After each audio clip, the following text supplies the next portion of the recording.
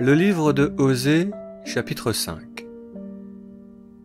Dieu dit: Écoutez ceci, vous, les Cohen. Soyez attentifs. Maison de Israël et maison du roi, entendez-moi, car à vous est destiné le jugement. Vous avez fait du mont Mitzpa un piège pour les oiseaux du ciel, et du mont Tabor un filet tendu pour les capturer. Par leurs sacrifices, les déviants s'enfoncent dans les tréfonds, et moi, je désapprouve le tout. Je connais Éphraïm, et Israël ne m'est pas caché. C'est pourquoi je connais l'infidélité d'Éphraïm. C'est pourquoi Israël ne peut pas me cacher sa souillure. Et le prophète dit: Leurs mauvaises actions ne leur permettront pas de retourner vers Dieu et les siens. C'est parce que l'esprit de l'adultère est parmi eux que Dieu ne les reconnaît pas. L'Ibris de Israël a témoigné contre lui-même. Israël et Éphraïm trébucheront de leur perversité. Ils emporteront Juda avec eux.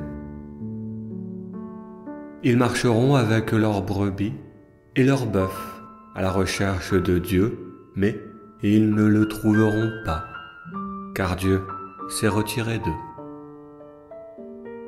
Parce qu'ils ont engendré des enfants étrangers à la vertu, ils ont trahi Dieu. Désormais, l'obscurité de la nouvelle lune dévorera leur territoire. Et Dieu dit: Soufflez du corps à Gibéa et de la trompe à Ramma. Criez l'alarme à Bethaven. Regarde derrière toi, Benjamin. Au jour de la punition, Éphraïm deviendra une ruine.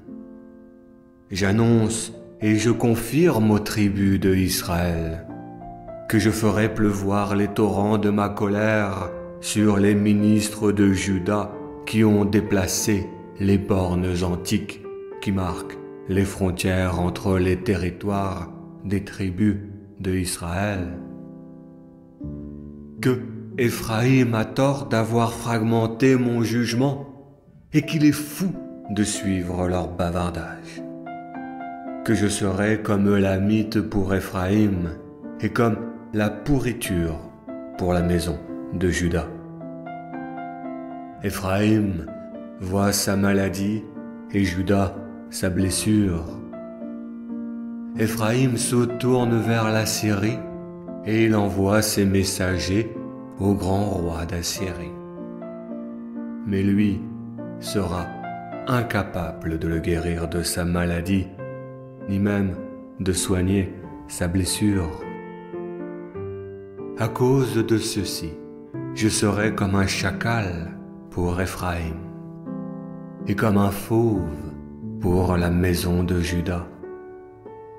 Moi et seulement moi, je mordrai ma proie et je m'en irai. Nul ne pourra me l'enlever.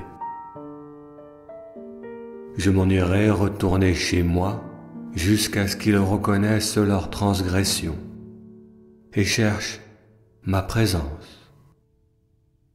Quand pour eux viendra la détresse, ils chercheront à me plaire.